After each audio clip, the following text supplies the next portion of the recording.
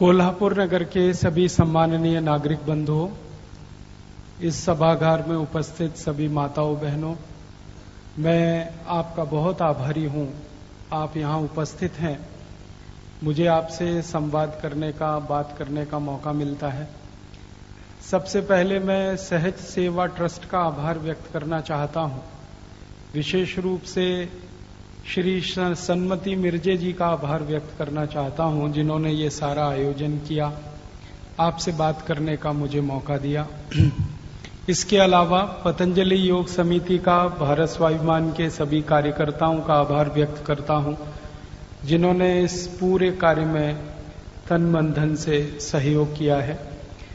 मैं कोल्हापुर में पहले भी आ चुका हूं, आप सब लोग मुझे जानते हैं, लेकिन आज मैं एक नई भूमिका में आपके सामने हूं। परम पूजनीय स्वामी रामदेव जी ने 5 जनवरी 2009 को भारत स्वाभिमान नाम का एक ट्रस्ट बनाया। इस ट्रस्ट में परम पूजनीय स्वामी रामदेव जी अध्यक्ष हैं, आचार्य बालकृष्ण जी उसके महामंत्री हैं, और मुझे स्वामी जी ने इस ट्रस्ट के राष्ट्रीय सचिव की जिम्मेदारी दी हुई है। उस हैसियत से मैं आज आपसे भारत स्वाभिमान के बारे में बात करना चाहता हूं। ये भारत स्वाभिमान अभियान क्या है, ये ट्रस्ट की स्थापना क्यों हुई है, इसका क्या कार्य है, क्या उद्देश्य है, क्या हम करना चाहते हैं इस देश में जिसके लिए हमने ये बनाया, ये सब विषय मेरे इस व्याख्यान में आएंगे। आपसे इस बात के लिए क्षमा चाहता हूं कि बहुत अच्छे से मराठी भाषा में नहीं बात कर सकता, इसलिए हिंदी में बात करता हूं। सरल हिंदी बोलूंगा, आपको समझ में आएगी। हमारा भारत देश 15 अगस्त 1947 को आजाद हो गया, लेकिन स्वतंत्र नहीं हुआ। आप ये पूछेंगे कि आजादी और स्वतंत्रता में क्या अंतर है। भारत को आजादी मिली अंग्रेजों की गुलामी से। अंग्रेजों की सरकार यहां से समाप्त हो गई और भारत में आजादी के बाद भारत की सरकार बन गई, लेकिन स्वतंत्रता नहीं आई इस देश में। स्वतंत्रता का अर्थ है अपना तंत्र हम नहीं बना पाए। हिंदी का शब्द है स्वतंत्र, वो मराठी में भी है, संस्कृत में भी है। स्व माने अपना, तंत्र माने व्यवस्था। हम अपनी व्यवस्था नहीं बना पाए आजादी के 62-63 साल के बाद भी। अपना तंत्र नहीं बना पाए, अपना सिस्टम नहीं बना पाए। तो आप बोलेंगे फिर क्या है? वास्तविकता यह है कि आजादी के 63 साल अभी हो रहे हैं, हमारा तंत्र वही चल रहा है जो अंग्रेजों ने बनाया था, अंग्रेजों ने जिसको चलाया था। उसमें कहीं कोई बदल नहीं हुआ, कहीं कोई उसमें परिवर्तन नहीं हुआ। इसलिए हम मानते हैं कि भारत आजाद तो हो गया, स्वतंत्र नहीं हुआ। जब हम अपना तंत्र बना लेंगे, अपनी व्यवस्थाएं बना लेंगे, तब ये देश स्वतंत्र होगा, ऐसा हमारा मानना है। और जब तक स्वतंत्रता नहीं होती, तब तक स्वराज्य की स्थापना नहीं होती। स्वराज्य की नींव स्वतंत्रता के आधार पर खड़ी होती है। तो भारत में स्वराज्य की स्थापना करनी है तो उसके पहले स्वतंत्रता आनी चाहिए, और स्वतंत्रता आने के लिए अपना तंत्र बनना चाहिए, अपनी व्यवस्था बननी चाहिए। इसके प्रयास के लिए ये भारत स्वाभिमान अभियान हमने शुरू किया। आप बोलेंगे ऐसी क्या तकलीफें हैं इस देश में जो हम अपना तंत्र नहीं बना पाए। मैं कुछ उदाहरण से मेरी बात शुरू करना चाहता हूं। ये देश जो आजाद हुआ है, बहुत मुश्किल से आजाद हुआ है, बहुत कीमत चुकानी पड़ी है हमें। दुनिया में अलग अलग समय पर बहुत सारे देश गुलाम हुए। भारत है, भारत के बहुत सारे पड़ोसी देश हैं जो अलग अलग समय पर गुलाम हुए। यूरोप ने कई देशों को गुलाम बनाया, और इन देशों की आजादी की लड़ाई भी पिछले 500 वर्षों में अलग अलग जगह हुई। जैसे अफ्रीका गुलाम हुआ इंग्लैंड का, ब्रिटेन का, और 450 साल तक गुलाम रहा। अफ्रीका के बहुत सारे देश हैं, जिम्बाब्वे है, वो गुलाम रहा यूरोप के देशों का। अल्जीरिया गुलाम हुआ फ्रांस का। तो अलग अलग समय पर बहुत सारे देश, 50 से ज्यादा देश दुनिया में गुलाम हुए अलग अलग समय पर। हर देश में आजादी की लड़ाई हुई है। भारत में ही नहीं हुई है, अफ्रीका में भी आजादी की लड़ाई हुई है, अल्जीरिया में भी आजादी की लड़ाई हुई है, जिम्बाब्वे में भी आजादी की लड़ाई हुई है, रोडेशिया में आजादी की लड़ाई हुई है। दुनिया के 50 देशों में पिछले 500 साल आजादी की लड़ाइयां हुई हैं, लेकिन सभी देशों की आजादी की लड़ाई में इतना बलिदान लोगों को नहीं देना पड़ा जो भारत में हुआ है। इसलिए मैं मानता हूं कि भारत की आजादी बहुत कीमती है, क्योंकि इस देश की आजादी को लाने में बलिदान बहुत हुए। आप पूछेंगे कितने बलिदान हुए हैं? भारत की आजादी के पिछले करीब करीब 150 वर्ष के इतिहास को बहुत लंबे समय से मैं जान रहा हूं, पढ़ रहा हूं, समझ रहा हूं, उसके दस्तावेज इकट्ठे कर रहा हूं, डॉक्यूमेंट्स कलेक्ट कर रहा हूं। अभी तक जो जानकारी मिली है, मैं बात को जो गंभीरता से कहना चाहता हूं वो ये कि अभी तक जो जानकारी मिली है, उस जानकारी के अनुसार इस देश की आजादी को लाने में 7,32,780 शहीदों की कुर्बानी हुई है, अभी तक मिली जानकारी के अनुसार। हो सकता है थोड़े दिन में कुछ और दस्तावेज मिल जाएं तो पता चला और भी कई लोगों की शहादत हुई हो। हमें तो जो अभी तक जानकारी मिली है वो 7,32,780 शहीद कुर्बान हो गए इस देश की आजादी के लिए। उनमें से भगत सिंह एक हैं, ऊधम सिंह एक हैं, अशफाक उल्लाह एक हैं, अजीमुल्लाह एक हैं, नाना साहब पेशवा एक हैं, तात्या टोपे एक हैं, झांसी की रानी लक्ष्मीबाई एक हैं, नाना फडणवीस एक हैं, वासुदेव बलवंत फड़के एक हैं। अगर आप इन शहीदों के नामों की सूची बनाएंगे तो इन नामों में 7,32,780 नाम है। हमारा सबका ये दुर्भाग्य है कि आजादी के लिए शहीद होने वाले जो हमारे क्रांतिवीर हैं, उनके सबके नाम भी हमें नहीं मालूम, भारत सरकार को भी नहीं मालूम है। बहुत दिन मैं भारत सरकार के साथ इस विषय पे बात करता रहा कि हमें हमारे शहीदों की एक सूची बनानी चाहिए, कम से कम पूरे भारत के लोगों को ये जानकारी देने के लिए, माहिती देने के लिए कि आजादी में कितने लोग शहीद हुए हैं। तो सरकार कहती है वो सूची पूरी नहीं है, अधूरी है। और अधूरी क्यों है? क्योंकि जो जो लोगों ने शहादत दी है उनके दस्तावेज पूरे अभी एकत्रित ही नहीं हो पाए हैं। अलग अलग समय पर अलग अलग दस्तावेज मिलते हैं, फिर जानकारी अलग अलग मिलती है, तो पता चलता है कि इतने शहीद अब तक हमारी जानकारी में हैं जो इस देश के लिए कुर्बान हो गए, जिन्होंने अपना सब कुछ इस देश के लिए न्यौछावर कर दिया। हम भारत के बाहर के देशों की आजादी का इतिहास जब पढ़ते हैं तो जैसे अफ्रीका की आजादी का इतिहास मैंने पढ़ा तो पता चला कि कुछ हजार लोगों की कुर्बानी हुई और वो देश आजाद हो गया। जिम्बाब्वे का इतिहास पढ़ते हैं, रोडेशिया का इतिहास पढ़ते हैं, अल्जीरिया का इतिहास पढ़ते हैं, मिस्र का इतिहास पढ़ते हैं, जिसको हम अंग्रेजी में इजिप्ट कहते हैं। इन सभी देशों की आजादी की लड़ाई में कुछ हजार लोगों की कुर्बानियां हुई हैं, लेकिन भारत अकेला एक ऐसा देश है जहां की आजादी के लिए 7,32,780 लोगों की कुर्बानी हुई। और ये 7,32,780 वो शहीद हैं जिनको अंग्रेजों की सरकार ने फांसी के फंदे पे चढ़ाया या फांसी दे दी, जिनको सीधे जिनको फांसी दी गई। ये वो लोग हैं जिनको अंग्रेजों ने भारत की जेलों में फांसी दी और जिनको अंग्रेजों ने इंग्लैंड की जेल में फांसी दी। आप जानते हैं कुछ शहीदों को फांसी लंदन में हुई, इंग्लैंड में हुई। जैसे शहीद ऊधम सिंह, उनको लंदन में फांसी दी गई। मदन लाल धींगरा, उनको लंदन में फांसी हुई। भगत सिंह, राजगुरु, सुखदेव को लाहौर में फांसी हुई, जो भारत का अंग था। तो कई शहीद ऐसे थे जिनको विदेशों में फांसी हुई, इंग्लैंड की जेलों में फांसी हुई, और कुछ शहीद ऐसे जिनको भारत की जेलों में फांसी हुई। दोनों मिलाकर 7,32,780 हैं। इसके अलावा ऐसे बहुत लोग हैं जिनको अंग्रेजों की पुलिस ने गोलियां चलाकर मार दिया। अंग्रेजों की पुलिस के आमने सामने में शहीदों की कुर्बानी हुई। हम तो उनको भी शहीद मानते हैं क्योंकि वो किसी शहीद से कम नहीं है। अंग्रेजों की सरकार की नीतियों का विरोध करते हुए, अंग्रेजों की सरकार का कानून विरोध करते हुए जिन भारतवासियों पर गोलियां चलाई गई और उसमें उनकी मृत्यु हुई, वो भी शहीद हैं इस देश में। वो कोई साधारण नागरिक नहीं है। और इसके अलावा अंग्रेजों की पुलिस का अत्याचार सहन करते हुए जो भारतवासियों की शहादत हुई, जैसे हमारे देश में कई शहीद ऐसे हैं जिनको अंग्रेजों की पुलिस ने लाठियों से पीट पीट कर मार दिया। उनमें से एक का नाम तो आप सभी जानते हैं, लाला लाजपत राय।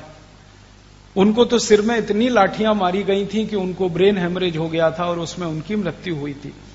लाला लाजपत राय को अंग्रेज सरकार भारत का शहीद नहीं मानती, वो पुलिस के साथ मुठभेड़ में मारे गए ऐसा अंग्रेज सरकार कहती है।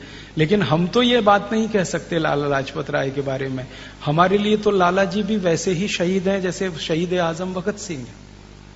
तो अंग्रेजों की पुलिस की लाठियां खाकर, अंग्रेजों की पुलिस की गोलियां खाकर जो भारत के क्रांतिवीर शहीद हुए हैं, और अंग्रेजों की सरकार ने जानबूझकर जिन भारतवासियों को मरने के लिए मजबूर कर दिया है, उनकी संख्या जब जोड़ने की कोशिश हमने की तो वो करोड़ों में है।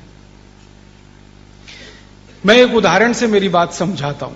भारत में जो क्रांतिवीर ने सबसे पहले अंग्रेजों की सरकार को हटाने की और अंग्रेजी शासन व्यवस्था को खत्म करने की कसम खाई थी, वो नाना साहब पेशवा थे।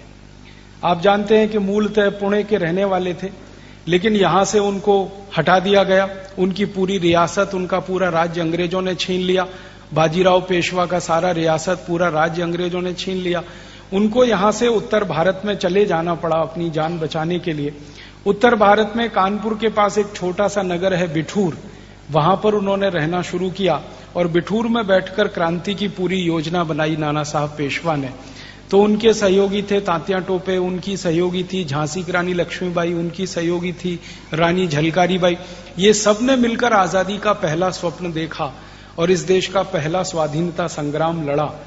इस स्वाधीनता संग्राम में लड़ने के बाद अंग्रेजों ने जो उनसे बदला लिया, उस बदले में उन्होंने क्या किया कि जो क्रांतिकारियों के शहर हुआ करते थे, जैसे नाना साहब पेशवा का शहर था बिठूर, ऐसे ही लखनऊ था दूसरे क्रांतिकारियों का शहर, बेगम हजरत महल और उनके सहयोगियों का। तो अंग्रेज सरकार क्या करती थी कि इन शहरों को चारों तरफ से बंद कर देती थी। अंग्रेजी में एक शब्द होता है कॉर्डन्ड ऑफ, माने सब तरफ से बंद कर दिया पूरा शहर। अब ना खाने की सामग्री उस शहर में जाएगी, ना शहर का कोई नागरिक वहां से बाहर आएगा। अभी जो कर्फ्यू जैसी स्थिति होती है, वैसी अंग्रेजों के जमाने में बहुत शहरों में हो जाया करती थी। चारों तरफ से शहर को सील कर दिया, 5 दिन के लिए, 10 दिन के लिए, 15 दिन के लिए, 20 दिन के लिए, 1 महीने के लिए।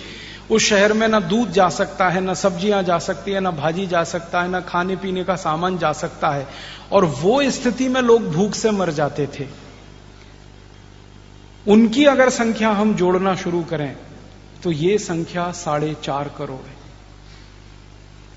अंग्रेजों की सरकार के कठोर नीतियों के चलते, दुर्नीतियों के चलते जो लोग भूख से मरे, अंग्रेजों की सरकार ने तोप के मुंह से जिनका शरीर बांधकर गोले से उड़ा दिया। आपको मालूम है बहुत बार ऐसा होता था कि हमारे क्रांतिकारियों का शरीर तोप के मुंह से बांध दिया जाता था रस्सी से, और उसमें गोला दागकर उड़ा दिया जाता था वो पूरे शरीर को।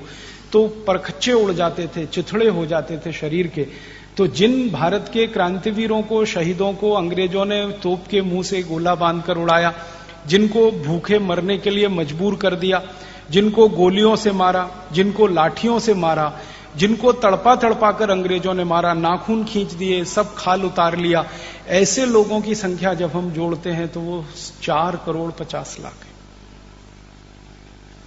माने 4.5 करोड़ लोग इस देश की आजादी के लिए परोक्ष रूप में शहीद हुए हैं और 7,32,780 शहीद प्रत्यक्ष रूप से शहीद हुए हैं। दोनों को मिला दिया जाए तो ये बहुत बड़ी संख्या बनती है। दुनिया के किसी देश में इतना बड़ा आजादी का संग्राम नहीं हुआ है जो भारत में हुआ है। इसलिए मैंने आपको कहा आजादी बहुत कीमती है। जो भी मिली है हमें बहुत कीमत हमें चुकानी पड़ी है उसकी। आसानी से अंग्रेज इस देश को छोड़कर नहीं गए हैं, बहुत मुश्किल से हमने अपने देश को उनसे छुड़ाया। तो 4.50 करोड़ तो परोक्ष शहीद हैं, 7,32,780 प्रत्यक्ष शहीद हैं। दोनों मिलाकर इतनी बड़ी संख्या दुनिया के किसी देश में नहीं है जो आजादी के लिए शहीद होने वाले लोगों की हो। अपना देश बहुत मुश्किल से आजाद हुआ है, बहुत जानें हमने गंवाई है, बहुत कीमत हमने चुकाई है। ये हमें हमेशा याद रखना चाहिए। ये भारत का वो इतिहास है जो हर व्यक्ति को याद होना चाहिए, हर बच्चे को मालूम होना चाहिए, हर देश के नागरिक को पता होना चाहिए कि कितनी कीमती है ये आजादी। अब इससे भी बड़े महत्व की बात जो मैं कहना चाहता हूं कि जिन शहीदों ने ये आजादी लाई हमारे लिए, हमने तो कोई कुर्बानी नहीं दी है। कम से कम मैं अपनी बात कह सकता हूं, मेरी उम्र के बहुत सारे युवाओं की बात कर सकता हूं। हमने तो इस आजादी की लड़ाई में कोई हिस्सा लिया नहीं है, लेकिन हमारे से पूर्व की जो पीढ़ी है जिसने बहुत सारी तकलीफें सहन करके ये आजादी लाई है, उन शहीदों के, उन क्रांतिकारियों के कुछ सपने रहे हैं और उन सपनों को पूरा करने के लिए उन्होंने अपना बलिदान किया है। सारे के सारे क्रांतिकारी जो इस देश की आजादी के लिए शहीद हुए, वो प्रत्यक्ष हुए या परोक्ष रूप से हुए, उन सबके सपने कुछ ना कुछ रहे हैं। ऐसे ही किसी ने अपनी जान नहीं दी है। पिछले कुछ वर्षों से मैं क्रांतिवीरों के जो सपने रहे आजादी के लिए, उनको इकट्ठा कर रहा हूं। दस्तावेज मिल रहे हैं। भारत में बहुत सारे अभिलेखागार हैं जिनको हम सब आर्काइव्स कहते हैं, नेशनल आर्काइव्स। वहां पर दस्तावेज रखे हुए हैं जो शहीदों के बारे में। उनमें से पता चल रहा है कि किस शहीद ने किस सपने के लिए अपने को कुर्बान किया। शहीद आजम भगत सिंह का कोई सपना था, चंद्रशेखर आजाद का कोई सपना था, अशफाक उल्लाह का कोई सपना था, ठाकुर रोशन सिंह का कोई सपना था, पंडित राम प्रसाद बिस्मिल का कोई सपना था, अजीमुल्लाह का कोई सपना था, बेगम हजरत महल का कोई सपना था, बहादुर शाह जफर का कोई सपना था। ये सारे क्रांतिवीर जो लड़े देश की आजादी के लिए, इनके कुछ न कुछ सपने रहे हैं। और उन सपनों को जब हम जानने की, समझने की कोशिश करते हैं तो अफसोस होता है बहुत ज्यादा कि किसी भी शहीद का, किसी भी क्रांतिवीर का एक भी सपना आजादी के बाद पूरा नहीं हुआ। हम आजाद हो गए 15 अगस्त 47 को, तो सबसे पहला काम जो था इस देश की सरकार के लिए, इस देश के नागरिकों के लिए, वो ये था कि हमारे शहीदों के सपनों को हम पूरा करें। जिन्होंने आजादी ला के हमको दी है, उनका बहुत बड़ा एहसान हमारे ऊपर है। हम हमारे शहीदों के जन्मदिन मनाते हैं, मृत्यु दिवस मनाते हैं। मृत्यु दिवस मनाते हैं तो श्रद्धांजलि अर्पित करते हैं, जन्मदिन मनाते हैं तो खुशी अर्पित करते हैं। तो जिन शहीदों का जन्मदिन हम मनाते हैं, जिन शहीदों के प्रति हम श्रद्धांजलि अर्पित करते हैं, उनका अगर एक भी सपना पूरा नहीं होता आजादी के बाद, तो उनको श्रद्धांजलि देना एक पाखंड से बड़ा कुछ नहीं। उनका जन्मदिन मनाना एक तरह का अट्टहास करने जैसा है, हंसी उड़ाने जैसा है। क्योंकि जिस आदर्श के लिए, जिस परिस्थिति को बनाने के लिए उन्होंने अपने आप को कुर्बान कर दिया, अगर वो आदर्श स्थापित नहीं होता, वो परिस्थिति नहीं बनती, तो उनका तो सारा बलिदान व्यर्थ है। मैं एक दो नाम लेके बताता हूं। शहीद आजम भगत सिंह को जब लाहौर जेल में फांसी हुई, उसके थोड़े दिन पहले उन्होंने एक पत्र लिखा, जिसको उन्होंने कहा कि ये मेरा घोषणा पत्र है और ये पूरे देश के लोगों को पता होना चाहिए। बात क्या थी? जब भगत सिंह को फांसी होने की घोषणा हो गई, तो देश के अखबारों में एक चर्चा चल पड़ी। अंग्रेजी सरकार उस चर्चा में हिस्सेदार हो गई। अंग्रेजी सरकार कहती थी कि भगत सिंह आतंकवादी है, भारत के लोग कहते थे कि भगत सिंह क्रांतिकारी है। अब क्रांतिकारी और आतंकवादी की बहस शुरू हुई। तो अंग्रेजी अखबार जो उस समय छपा करते थे, आज भी उनमें से एक दो अखबार इस देश में चलते हैं, तो उन अंग्रेजी अखबारों में अंग्रेज सरकार के समर्थन में लिखा जाता था कि भगत सिंह और उनके जो सहयोगी हैं चंद्रशेखर, उनके जो सहयोगी रोशन सिंह, मनमथनाथ गुप्त, ये सब आतंकवादी हैं। तो भगत सिंह को एक घोषणा पत्र जारी करना पड़ा और उनको ये बताना पड़ा कि हम आतंकवादी नहीं हैं। हमने बहुत सोच समझकर, जानबूझकर ये क्रांतिकारी कदम उठाया है और हमारे कोई सपने हैं जिनके लिए हम अपने को बलिदान कर रहे हैं। हम ऐसे ही साधारण लोग नहीं है, आतंकवादी नहीं है। उन्होंने जो घोषणा पत्र जारी किया था, उसमें उन्होंने लिखा कि हम क्या चाहते हैं। उन्होंने लिखा कि हम चाहते हैं कि भारत से अंग्रेजों की सरकार चली जाए, अंग्रेजों की शासन व्यवस्था समाप्त हो जाए और उसके बाद भारत में जो व्यवस्था बने वो स्वदेशी व्यवस्था हो, पूर्ण रूप से स्वराज्य वाली व्यवस्था हो। तो उन्होंने जब घोषणा पत्र लिखा तो बहुत स्पष्ट कहा उन्होंने कि अंग्रेजों के जाने के तत्काल बाद इस देश में अंग्रेजों की शासन व्यवस्था चली जानी चाहिए। अंग्रेजों के जाने के बाद इस देश में से अंग्रेजों के बनाए हुए कानून समाप्त हो जाने चाहिए। अंग्रेजों के जाने के बाद इस देश में से अंग्रेजों के बनाए गए सब नियम बदल जाने चाहिए। अंग्रेजों के जाने के बाद इस देश में से अंग्रेजी चली जानी चाहिए। अंग्रेजों के जाने के बाद इस देश में से अंग्रेजी शिक्षा व्यवस्था खत्म हो जानी चाहिए। एक लंबा घोषणा पत्र है जिसमें 29 बातें उन्होंने लिखी और उस घोषणा पत्र पर शहीद आजम भगत सिंह ने सबसे पहले हस्ताक्षर किया। बाद में जब घोषणा पत्र जेल के बाहर आया तो उनके दूसरे सहयोगियों के हस्ताक्षर उस पर हुए। उस पर चंद्रशेखर आजाद के हस्ताक्षर हैं, उस पर ठाकुर रोशन सिंह के हस्ताक्षर हैं, उस पर रामप्रसाद बिस्मिल के हस्ताक्षर हैं। ऐसे उस जमाने के 7 बड़े क्रांतिकारियों के हस्ताक्षर से वो घोषणा पत्र जारी हुआ। सारे देश के अखबारों में वो छपा। तब भारत के लोगों को ये पता चला कि ये सारे क्रांतिकारी किसी सपने के लिए अपने आप को कुर्बान कर रहे हैं, शहादत को अपने ऊपर ओढ़ रहे हैं। और वो सपना क्या है? अंग्रेज चले जाएं। ये बड़ी बात नहीं है। भगत सिंह ने तो 1928 में ये बात कही थी, आप हैरान हो जाएंगे ये सुनकर। सन 1928 में एक अखबार का संपादक भगत सिंह जी को मिलने गया लाहौर के सेंट्रल जेल में, तो उन्होंने कहा कि आजादी तो आने ही वाली है। वो संपादक हैरान हो गया, आपको कैसे मालूम? उन्होंने कहा मुझे मालूम है आजादी आने वाली है। तो संपादक ने पूछ लिया कितने दिन में? तो उन्होंने कहा 15-16 साल में आजादी तो आ ही जाएगी। अंग्रेजों को तो जाना ही पड़ेगा, वो तो यहां नहीं रह पाएंगे और हम तो उनसे किसी भी तरह से आजादी ले लेंगे, लड़कर ले लेंगे, भिड़कर ले लेंगे, जैसे भी चाहें हम तो आजादी ले ही लेंगे। वो बड़ी बात नहीं है। बड़ी बात यह है कि आजादी आने के बाद अंग्रेज तो चले जाएंगे, अंग्रेजियत जाएगी क्या? ये सवाल उन्होंने किया था। तो संपादक को समझ में नहीं आया अंग्रेजियत का माने क्या। तो भगत सिंह ने कहा कि अंग्रेजों की शिक्षा व्यवस्था, अंग्रेजों की कानून व्यवस्था, अंग्रेजों की न्याय व्यवस्था, अंग्रेजों की प्रशासन व्यवस्था, ये सब मिलाकर अंग्रेजियत, ये चली जाए इस देश में से, तब हमारा स्वप्न पूरा होगा। और इस बात को कहने वाले उस जमाने के 7 बड़े क्रांतिकारी थे जिनके हस्ताक्षर से ये जारी हुआ। ये सारे क्रांतिकारी थे जो हिंसा को अपनी आजादी का रास्ता मानते थे और वो बोलते थे कि अंग्रेजों से हिंसा करके ही हम आजादी ले सकते हैं।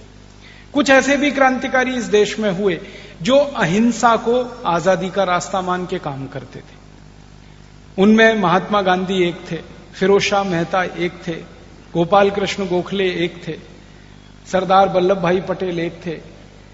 ऐसे क्रांतिकारी जो अहिंसा को रास्ता मान के चलते थे, ऐसे क्रांतिकारी जो हिंसा को रास्ता मानकर चलते थे। दोनों के समय के अलग अलग समय के घोषणा पत्रों को मैंने पढ़ा है, वो एक ही हैं, दोनों के रास्ते अलग अलग हैं। महात्मा गांधी ने एक घोषणा पत्र जारी किया संपूर्ण स्वराज्य के लिए और महात्मा गांधी के सहयोगियों ने उस पर हस्ताक्षर किए। लाहौर में वो जारी हुआ 1930 में। तो उस घोषणा पत्र में भी यही लिखा हुआ है कि हमको संपूर्ण आजादी चाहिए, संपूर्ण स्वराज्य चाहिए। और उसको स्पष्ट किया गया है वो ये कि अंग्रेज तो चले ही जाएंगे, उनके जाने का हमें कोई मन में संशय नहीं है। अंग्रेजों के जाने के बाद उनकी जो व्यवस्था है वो इस देश में नहीं रहनी चाहिए। गांधी जी भी वही बात कहते हैं, अंग्रेजियत जानी चाहिए, अंग्रेजों की व्यवस्था, अंग्रेजों के कानून, अंग्रेजों की शिक्षा, अंग्रेजों की भाषा। गांधी जी तो इतने ज्यादा उग्र थे, वो कहते थे कि एक दिन के लिए मुझे भारत में अंग्रेजों के जाने के बाद राज्य चलाने का मौका मिले, सिर्फ एक दिन के लिए, तो सबसे पहले मैं 2 ही काम करूंगा। एक तो अंग्रेजों के बनाए हुए सारे कानून जला दूंगा और अंग्रेजों की जो भाषा है अंग्रेजी, इसको एक दिन में पूरे देश में से खत्म कर दूंगा। अब हम ध्यान से देखें तो मैं ये मानता हूं वो ये कि भगत सिंह हो, चंद्रशेखर आजाद हो, रामप्रसाद बिस्मिल हो, ठाकुर रोशन सिंह हो, अशफाक उल्लाह हो, ये क्रांतिकारी हिंसा को रास्ता मान के काम करने वाले, महात्मा गांधी हो, मदन मोहन मालवीय हो या सरदार पटेल हो या उनके सहयोगी हो, फिरोज शाह मेहता वगैरह, ये अहिंसा को रास्ता मानकर चलने वाले, दोनों ही क्रांतिकारी कैंची की तरह से काम करते थे। कैंची होती है ना, सीजर जिसको हम कहते हैं, उसमें एक फलक मान लो हिंसा वाला, दूसरा अहिंसा वाला, काम दोनों मिलकर अंग्रेजों की जड़ काटने का ही कर रहे थे। रास्ते अलग अलग थे, मान्यताएं अलग अलग थी, उद्देश्य दोनों का एक ही था। तो मैं कहना चाहता हूं वो ये कि जब हिंसा को आधार बनाकर क्रांति करने वाले, अहिंसा को आधार बनाकर क्रांति करने वाले, सबके सपने एक ही थे, तो आजादी मिलने के तत्काल बाद भारत सरकार को यह करना चाहिए था कि क्रांतिकारियों के सपनों को पूरा करने के लिए इस देश में काम होना, लेकिन दुर्भाग्य से इस देश में कोई काम नहीं हुआ। मुझे तो इतना अफसोस है इस देश के बारे में, आजादी मिलने के बाद का देश हमारा कैसा है। हमारे देश में जिन लोगों ने शहादत दी, जिन लोगों ने बलिदान किया, जिन लोगों ने कुर्बानी दी, ऐसे लोग इस देश की सरकार की सूची में कहीं नहीं है। और जिन लोगों ने देश से गद्दारी की, अंग्रेजों से वफादारी की, अंग्रेजों से दोस्ती की, अंग्रेजों का सहयोग किया, वो इस देश की शासन व्यवस्था में सबसे ऊंचे पदों पर बैठे हुए। मैं आपको बहुत अफसोस की बात कहना चाहता हूं, जो मेरे दिल का दर्द है। एक दिन मैं कानपुर रेलवे स्टेशन पर उतरा था, एक व्याख्यान देने के लिए गया था। कानपुर आप जानते हैं कि एक जमाने में क्रांतिकारियों का घर था। नाना साहब पेशवा, तात्या टोपे, झांसी की रानी लक्ष्मीबाई, ये सब कानपुर में इकट्ठे होकर आजादी की योजनाएं बनाया करते थे। बहुत ऐतिहासिक शहर है। तो वहां एक बार मैं व्याख्यान देने के लिए रेलवे स्टेशन पे उतरा, तो रेलवे स्टेशन के बाहर निकला तो वहां चाय की कुछ दुकानें हैं। आप कभी जाएंगे तो आपको भी दिखाई देंगी। तो एक चाय की दुकान के सामने से मैं गुजर रहा था, मेरा अचानक से मोबाइल फोन बज गया। मैंने रुक के उस मोबाइल फोन को सुनना शुरू किया। तो एक कान से मैं मोबाइल फोन सुन रहा था, दूसरे कान से एक चाय की दुकान पर एक मां और एक उसकी बेटी आपस में बातें कर रहे थे। दोनों बातें मुझे सुनाई दे रही थी, फोन भी सुनाई दे रहा था, उनकी बातें सुनाई दे रही थी। तो मां और बेटी आपस में बात कर रहे थे। थोड़ी देर के बाद मेरा फोन बंद हो गया और मैंने ध्यान से उनकी बात सुनी तो उनकी बात का एक ही विषय था। बेटी अपनी मां से पूछ रही थी, हम इतने गरीब क्यों हैं? तो उसकी मां समझा रही थी कि हम गरीब इसलिए हैं कि भगवान ने हमको ऐसा बनाया। तो मुझे थोड़ा सा क्रोध आ गया। मैंने उनकी बातों में हस्तक्षेप किया और मैंने कहा कि भगवान ने आपको गरीब नहीं बनाया, हमारे देश की शासन व्यवस्था ने आपको गरीब बनाया, सरकार ने गरीब बनाया। अगर भगवान ने आपको गरीब बनाना होता तो भारत में आपको जन्म क्यों देता? पाकिस्तान में पैदा कर देता, बांग्लादेश में पैदा कर देता, अफ्रीका में पैदा कर देता, इंडोनेशिया मलेशिया में पैदा कर देता। आपको भारत में जन्म क्यों दिया उस भगवान ने? जो स्वर्ण भूमि है, जो पुण्य भूमि है, जो शहीदों की भूमि है, महापुरुषों की भूमि है, जो हजारों साल तक सारी दुनिया का केंद्र रही है, ऐसे देश में आपको जन्म मिला है। तो ये तो आप भूल जाइए कि भगवान ने आपको गरीब बनाया। इस देश की सरकार की नीतियां हैं जिन्होंने आपको गरीब बनाया। तो ऐसी बात जब मेरी उनकी शुरू हुई तो मैंने उनका परिचय पूछ लिया, आप कौन हैं, कहां के रहने वाले हैं, ये चाय की दुकान कब से चलाते हैं, वगैरह वगैरह। जब उन्होंने परिचय दिया तो मेरे पैर के नीचे की जमीन हट गई। मुझे ऐसा लगा कि मैं कहीं बहुत नीचे गिर गया हूं। वो मां ने, उस बेटी ने परिचय दिया कि हम तात्या टोपे के वंशज हैं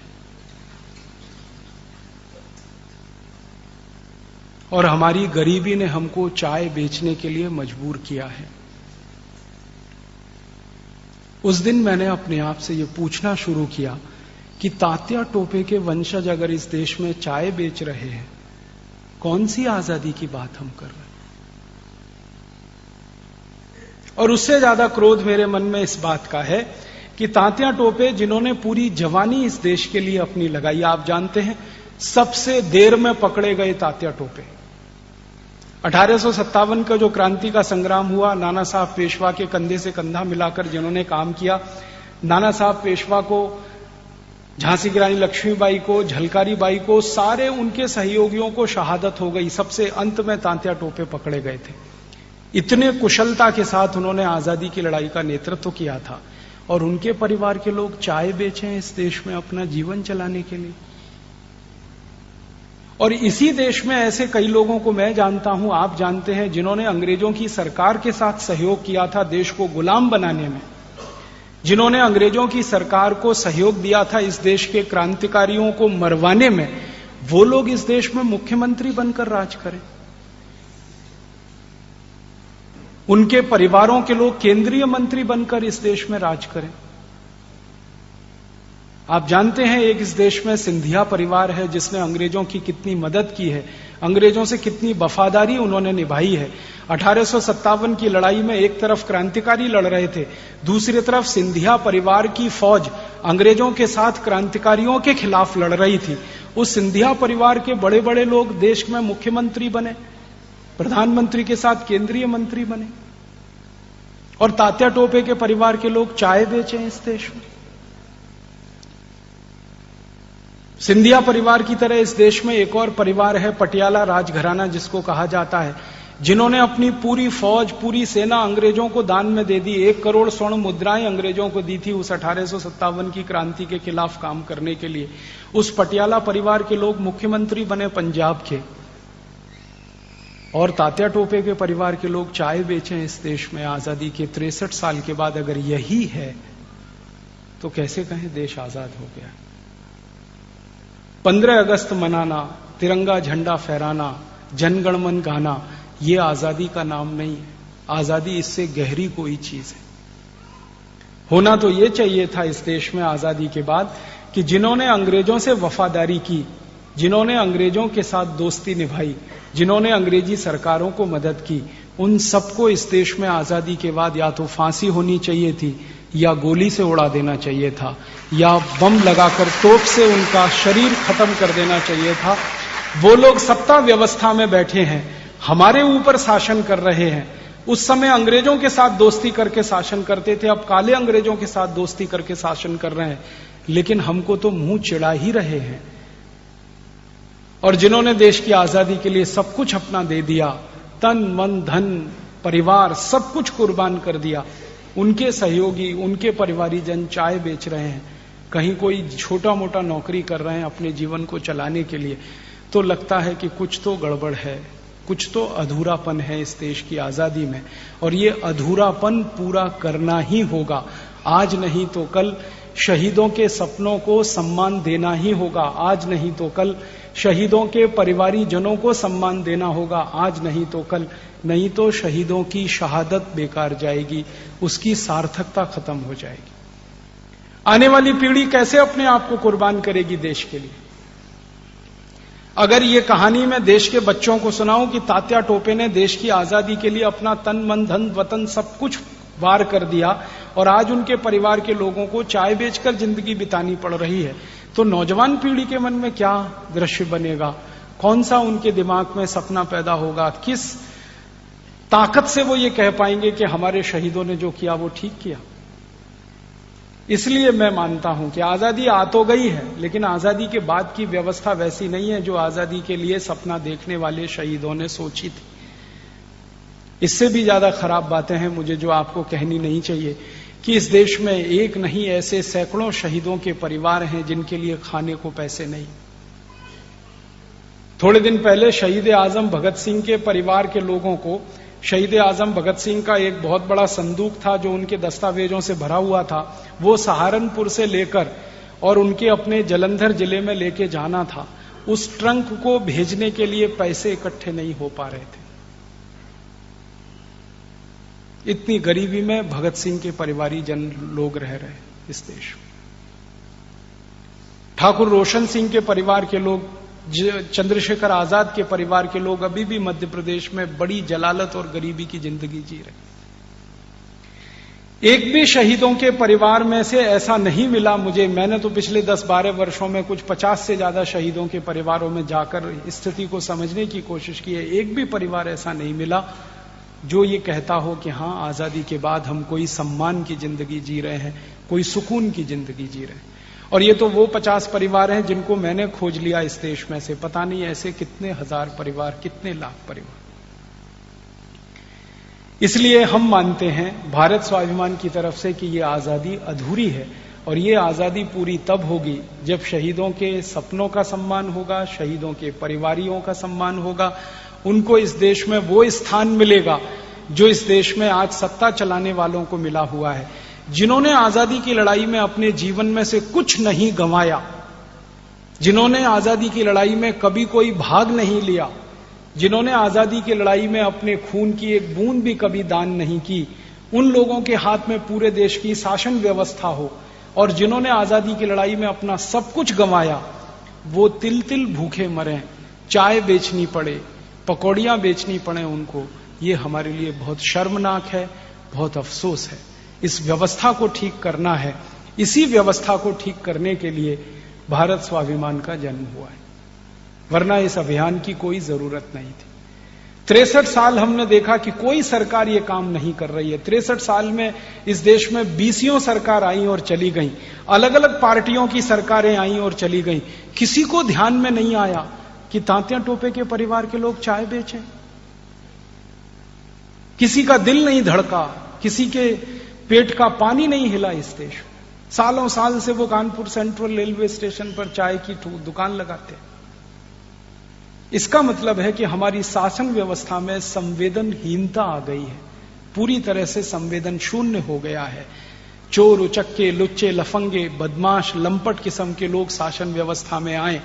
जिन्होंने अपराध किए हैं वो इस देश के मंत्री बन जाएं, जिनको जेलों में होना चाहिए वो संसद में जाकर बैठ जाएं, जिनको जेलों में होना चाहिए वो विधानसभाओं में जाकर बैठें, जिन्होंने जिंदगी भर कानून तोड़ने का काम किया है वो कानून बनाए इस देश में।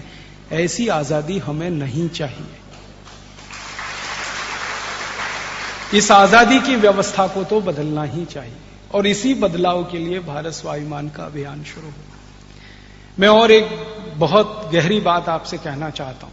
थोड़ी देर पहले मैंने नाम लिया लाला लाजपत राय का, जिनकी मृत्यु हुई थी अंग्रेजी पुलिस के सिर पर लाठियां और डंडे खाने से। आपको मालूम है एक जमाना था जब अंग्रेजों की सरकार चला करती थी तो उन्होंने एक कानून बनाया था, उसका नाम था रॉलेट एक्ट। थोड़ा भी इतिहास आपने पढ़ा होगा तो आपको ये कानून का नाम याद आ जाएगा, रॉलेट एक्ट। ये कानून को अंग्रेज लागू करना चाहते थे इस देश में। कानून क्या था? किसी भी भारतवासी को कोई भी अंग्रेज पुलिस का अधिकारी घर में जाए, गिरफ्तार करके जेल में डाल दे, उसके ऊपर मुकदमा ना चलाए, फिर भी वो व्यक्ति सालों साल जेल में बंद रहे, ऐसा कानून था रॉलेट एक्ट। किसी भी भारतवासी को कोई अंग्रेजों का पुलिस का अधिकारी रात के 2 बजे, रात के 3 बजे सोते से उठाकर लाए, थाने में बंद कर दे और उसको ये ना बताए कि तुम्हारा अपराध क्या है और उसको ये ना बताए कि तुमको किस अपराध में गिरफ्तार किया गया है, फिर भी उस व्यक्ति को बंद रहना पड़े महीनों महीनों, सालों सालों, ये कानून था रॉलेट एक्ट। अंग्रेजों की सरकार इस कानून को लागू करना चाहती थी। भारत के जो क्रांतिकारी लोग थे वो इस कानून का विरोध कर रहे थे। तो इस कानून का विरोध करने के लिए लाहौर में एक बहुत बड़ी रैली निकाली गई थी, जैसे हम आजकल निकालते हैं सरकार की नीतियों का विरोध करने के लिए। उस रैली का नेतृत्व कर रहे थे लाला लाजपत राय और शांतिपूर्ण रैली थी। उस रैली के ऊपर एक अंग्रेज पुलिस अधिकारी सैंडर्स ने लाठियां चलाई थी और इतनी लाठियां चलाई थी कि लाला जी की रैली से हॉस्पिटल ले जाते हुए मृत्यु हुई थी। लाला जी के सिर में लाठियां मारी गई थी, एक नहीं 14 लाठियां मारी गई थी। आपको मालूम है कि लाठी मारने का भी एक नियम है पुलिस का, और वो नियम ये है कि कमर से नीचे के भाग में ही लाठी मारी जा सकती है, उससे ऊपर लाठी मारी नहीं जा सकती। नियम है ये, पुलिस का नियम। लेकिन अंग्रेजी अधिकारी सैंडर्स ने उस नियम का उल्लंघन किया, लाला जी के सिर में लाठियां मारी, खून निकला, हॉस्पिटल ले गए, उनकी मृत्यु हो गई। उनकी मृत्यु के बाद भारत के क्रांतिवीर भगत सिंह ने अंग्रेजी अधिकारी सैंडर्स के खिलाफ एक मुकदमा दायर करने का प्रयास किया और मुकदमे का आधार यही था, कानून ये कहता है कि लाठियां कमर के नीचे मारी जानी चाहिए थी, लेकिन शहीद आजम भगत सिंह का कहना था कि सिर पे मारी गई, उससे उनकी मृत्यु हुई। तो भगत सिंह का यह कहना था कि सैंडर्स को सजा मिलनी चाहिए।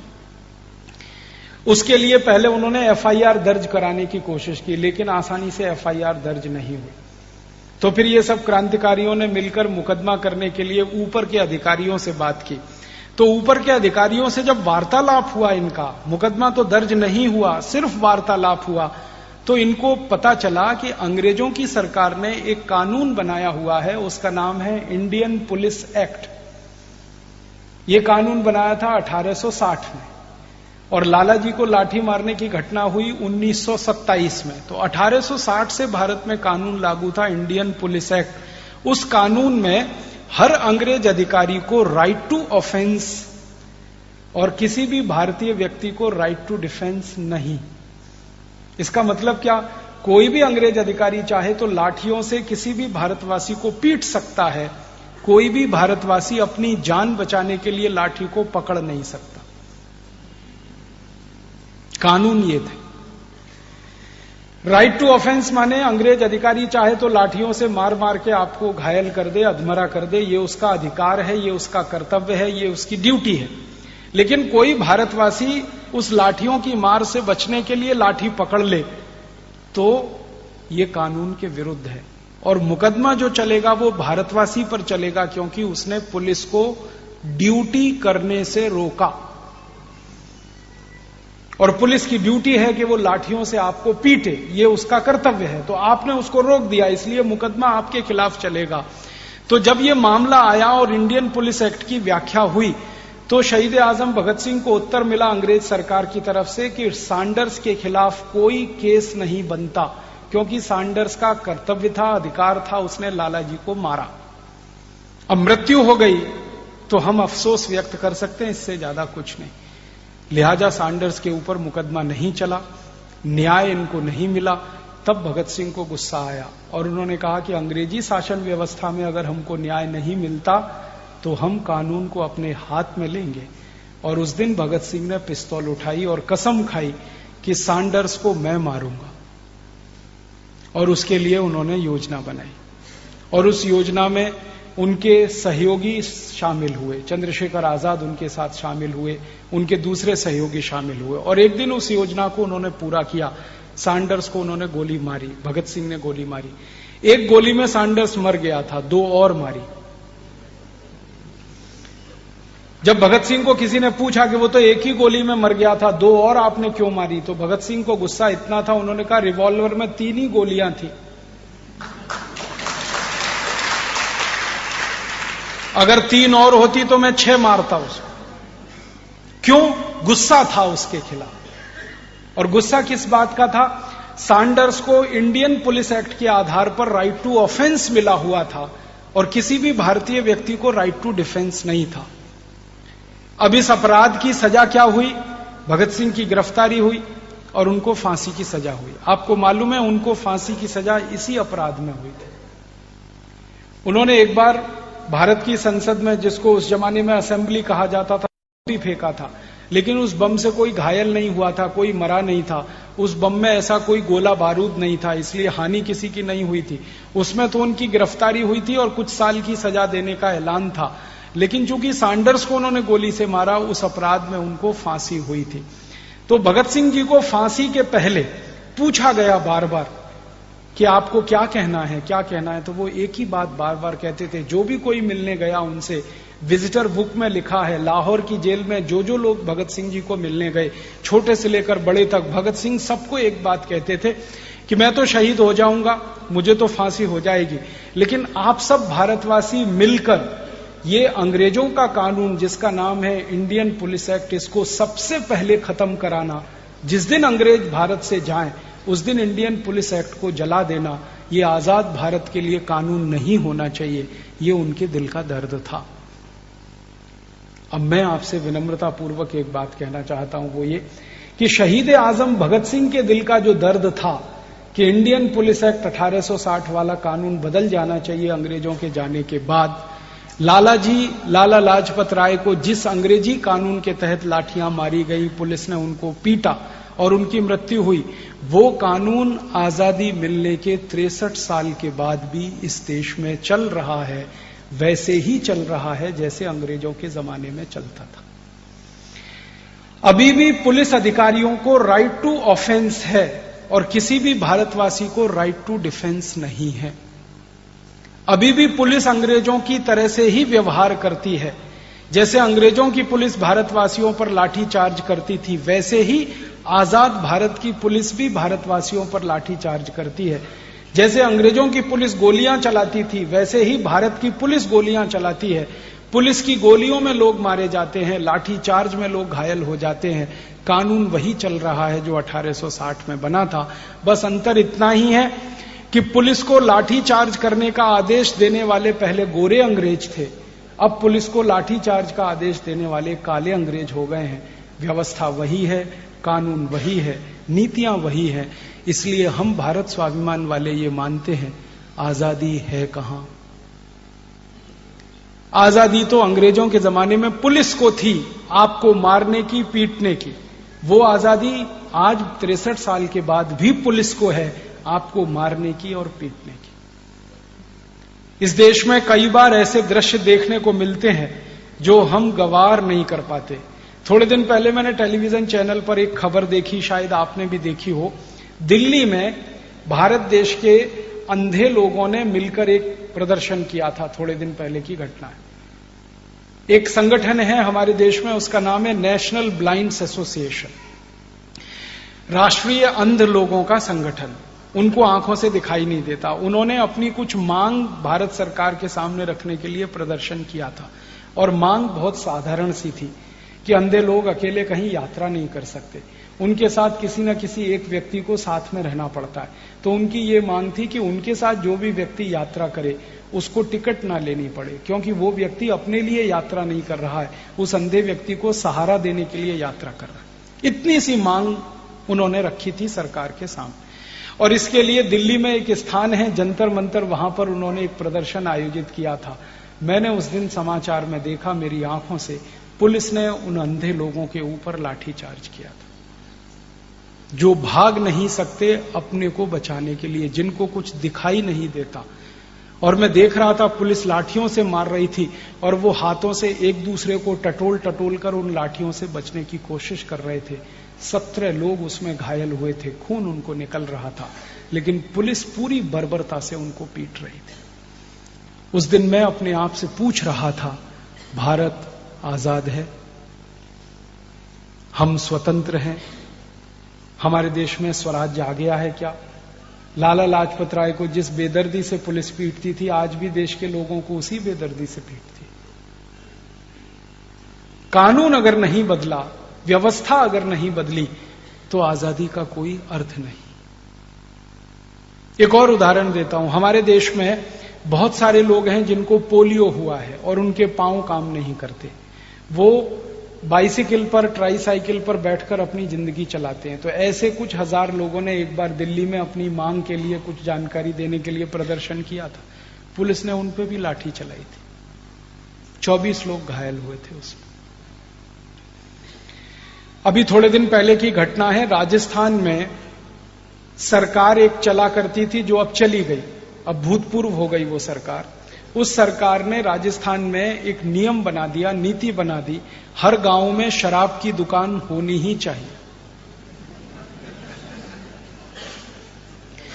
ये नीति जिस सरकार ने बनाई वो भारतीय जनता पार्टी की सरकार थी,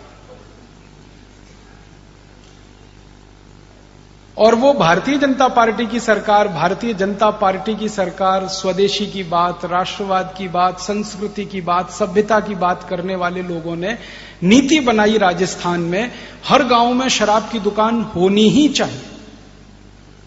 क्यों? मुख्यमंत्री का आदेश है, हर गांव में शराब बिकनी चाहिए। तो किसानों ने इसका विरोध किया था, और किसानों ने यह कहा कि हमको शराब नहीं चाहिए, पीने का पानी चाहिए, क्योंकि राजस्थान में पानी की बहुत ज्यादा कटोकटी है, कमी। उन्होंने कहा हमारे खेत को पानी चाहिए, हमको पीने का पानी चाहिए, हमको शराब नहीं चाहिए। तो इसके लिए किसानों ने एक बहुत बड़ा प्रदर्शन किया था। उस प्रदर्शन के ऊपर राजस्थान की मुख्यमंत्री का आदेश हुआ, पुलिस ने गोलियां चलाई, 21 किसान मारे गए उसमें। उनका अपराध क्या था? किसानों ने सिर्फ ये कहा था कि हमें शराब नहीं चाहिए, हमें पीने का पानी चाहिए। पुलिस ने उस दिन बर्बरता दिखाई अपनी। उस दिन भी मैंने अपने आप से पूछा, देश आजाद हो गया है क्या? हम स्वतंत्र हो गए हैं क्या? और एक घटना सुनाता हूं, ये तो बीजेपी की सरकार की बात कह रहा हूं।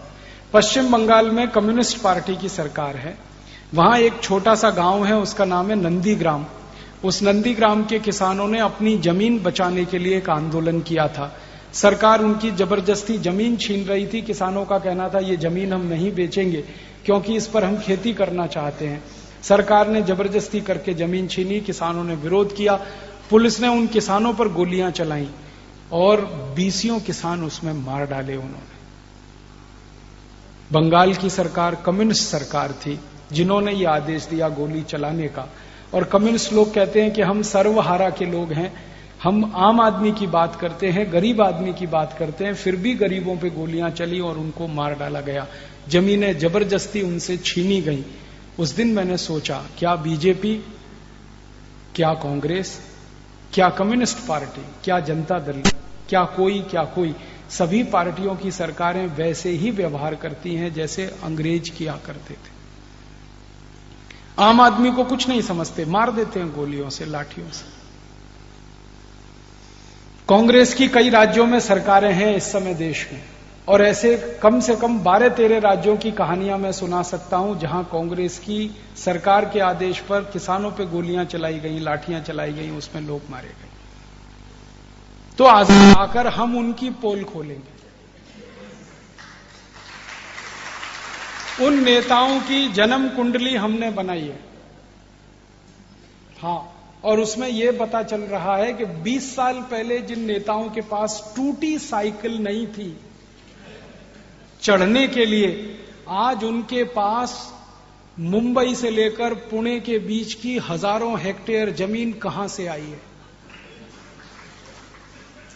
हजारों हेक्टेयर जमीन कहां से आई है? वो बताएं इस देश को कि उनके बाप दादों ने क्या छोड़ा था और उन्होंने देश की सत्ता में आने के बाद क्या इस देश में से लूटकर अपनी व्यवस्था बनाई। हमारे पास कुछ नेताओं की जन्म कुंडलियां हैं जो दादर रेलवे स्टेशन पर 20 साल पहले भाजी पाला बेचते थे।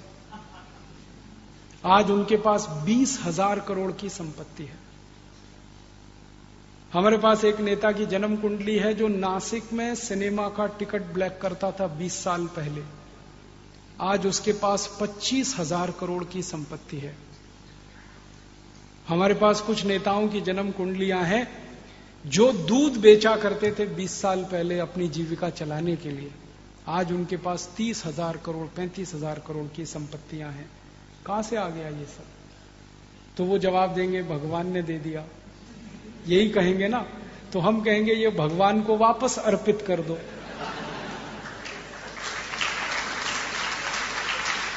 भगवान ने दे दिया, भगवान को ही अर्पित कर दो, और फिर भगवान तय कर लेंगे कि इस धन का क्या करना है।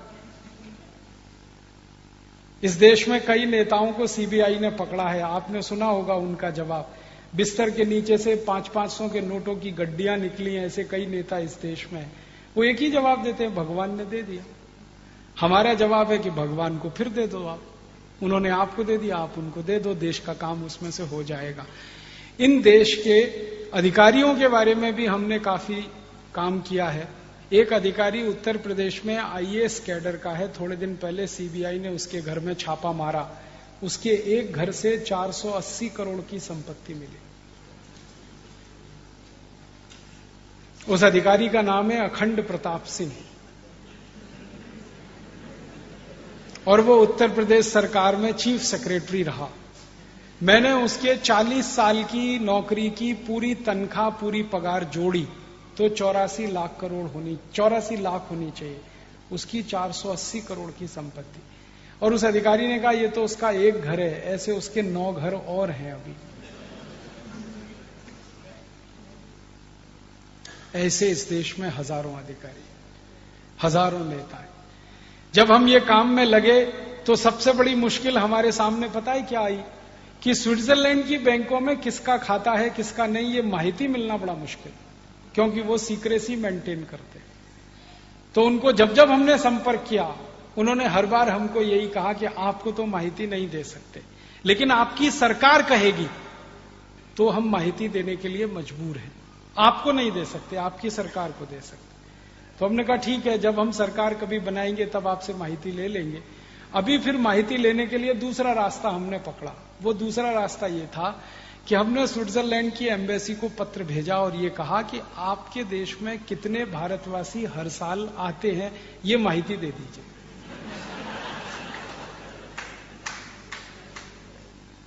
तो उनको शक नहीं हुआ, क्योंकि वो पत्र दूसरे पते से हमने लिखा। हमने कहा कि कितने लोग स्विट्जरलैंड की यात्रा करते हैं, ये माहिती दे दीजिए। फट से माहिती आई, 92,000 भारतवासी हर साल स्विट्जरलैंड की यात्रा करते हैं। फिर हमने दूसरा पत्र भेजा कि हमको अब दूसरी माहिती ये दे दीजिए कि इसमें से कितने भारतवासी हैं जो हर महीने आते हैं आपके। हर महीने में 1 बार आते हैं, 2 बार आते हैं, 3 बार आते हैं, 4 बार आते हैं, वो कितने हैं? और साल में 1 बार आते हैं, वो कितने हैं? और इसमें से ऐसी माहिती अलग अलग कर दीजिए कि हनीमून मनाने के लिए कितने भारतवासी स्विट्जरलैंड आते हैं, वो अलग बताइए। और बाकी काम के लिए जो आते हैं वो अलग बताए। तो उनकी दूसरी भी माहिती आ गई। उन्होंने कहा हनीमून बनाने के लिए हर साल 12,000 भारतवासी आते और ये दोबारा नहीं आते, एक ही बार आते। ये दोबारा क्यों नहीं आते? तो उन्होंने कहा वो आप उनसे पूछो। तो कुछ हनीमून वालों को हमने पूछा आप दोबारा क्यों नहीं गए? तो उन्होंने कहा कुछ देखने लायक है ही नहीं उस देश में, उससे अच्छा तो अपना जम्मू कश्मीर है, उससे अच्छा उत्तराखंड है। एक ने तो मुझे बताया कि राजीव भाई क्या जाना उस देश में, 2 घंटे कार चलाओ तो देश खत्म हो जाता है, दूसरे देश में घुस जाते हैं, इतना छोटा सा देश है। फिर किसी ने कहा कि वो बर्फ देखने हम गए थे, उससे सुंदर बर्फ तो जम्मू कश्मीर में दिखती है। फिर एक ने मुझे कहा दूर के ढोल सुहावने होते हैं। तो जब तक हमने देखा नहीं था स्विट्जरलैंड तब तक लगता था बहुत सुंदर है, अब देख लिया तो लगता है बेकार है, क्या करना है। तो वो दोबारा नहीं जाते। लेकिन जो बार बार जाते हैं, हर बार जाते हैं, वो 80,000। इसका माने इन्हीं के खाते हैं स्विस बैंकों। उनमें से कई हफ्ते में एक बार जाते हैं, कुछ 15 दिन में जाते हैं, कुछ महीने में 2-3 बार जाते हैं, कुछ साल में 2-3 बार जाते हैं। इन 80,000 लोगों पे हमने कंसंट्रेट किया तो सबकी माहिती अब धीरे धीरे मिल रही है।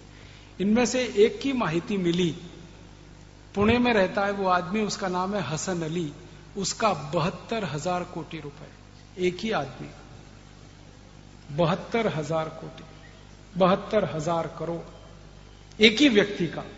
और ऐसे अगर 100 इकट्ठे हो जाएं तो 72 लाख करोड़ तो ऐसे ही हो गया।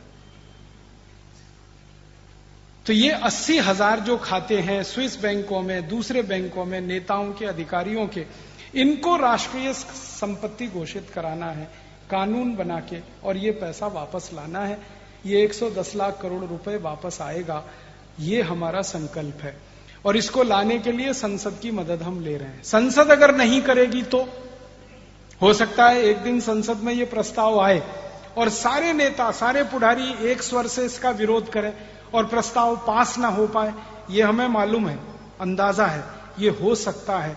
तो हमारा दूसरा संकल्प, और हमारा दूसरा संकल्प ये है कि अगर ये पुढ़ारियों ने होने नहीं दिया तो हम नई संसद बनाएंगे, नए पुढ़ारियों को चुनकर लेके जाएंगे पार्लियामेंट। और हमें भरोसा है कि सारे देश में से 545 ईमानदार लोग हमें मिलेंगे संसद में जाने के लिए, क्योंकि अभी भी इस देश में ईमानदारी समाप्त नहीं हुई है, वो जीवित है। ये ठीक है कि ईमानदारी दबी हुई है लेकिन समाप्त नहीं हुई। हो सकता है कि हम 545 को ढूंढने के लिए निकलें और हमको 5,000 मिल जाएं, 10,000 मिल जाएं, 15,000 मिल जाएं। तो हमारी तैयारी है कि ईमानदार लोगों को ढूंढ ढूंढ के संसद में भेजेंगे, विधानसभाओं में भेजेंगे, और लोगों को एक ही अपील करेंगे कि इनको इसलिए भेजना है कि 110 लाख करोड़ वापस लाना है, इनको इसलिए भेजना है कि अंग्रेजों की सरकार से लड़ाई लड़के 300 लाख करोड़ वापस लाना। तो लोग मदद करेंगे हमारी, और लोग उनको चुनकर भेजेंगे। नई संसद बनेगी, नई विधानसभाएं बनेगी, नई लीडरशिप आएगी और वो इस काम को करके जाएगी। उसके अलावा भी हमने पास तीसरा एक रास्ता है। सुप्रीम कोर्ट की मदद से हम ये काम कर सकते हैं। सुप्रीम कोर्ट में एक बार एक मुकदमा हुआ था, आपको मैं पुरानी याद दिलाता हूं। सुप्रीम कोर्ट ने यूरिया घोटाले का एक मुकदमा सुना था। जब नरसिम्हा राव प्रधानमंत्री थे तो यूरिया घोटाला हुआ था। 133 करोड़ रुपए पेमेंट हुआ, यूरिया नहीं आया, आपको मालूम है। सुप्रीम कोर्ट में केस गया तो उन्होंने फैसला दिया कि 133 कोटी रुपए देश की राष्ट्रीय संपत्ति है, वो जिसके भी खाते में है वो भारत में वापस आना चाहिए। तो सीबीआई ये जजमेंट की कॉपी लेके स्विट्जरलैंड गई, खाता ट्रेस हुआ तो पता चला नरसिम्हा राव के बेटे के खाते में वो पैसा जमा था। सीबीआई ने उसको गिरफ्तार किया और भारत की जेल में लाकर बंद किया, और आज भी वो जेल में है। उसके पिता तो स्वर्गवासी हो गए, नरसिम्हा राव का बेटा जेल में है, और जो खाते में पैसा जमा था वो खाता जब्त हुआ। 133 कोटी रुपए वापस आया और हमारे सुप्रीम कोर्ट के खजाने में आ गया। अब हम सुप्रीम कोर्ट में जो कहना चाहते हैं वो ये कि यूरिया घोटाले का पैसा अगर वापस आ सकता है तो चारा घोटाले का भी आ सकता है, बोफोर्स घोटाले का आ सकता है, सब घोटालों का पैसा आ सकता है। घोटाला सब एक, पैसा सब एक, वो भी आ सकता है। और इसके लिए सुप्रीम कोर्ट में मुकदमा हो चुका है, आपको जानकारी में देने आया। सुप्रीम कोर्ट में दर्ज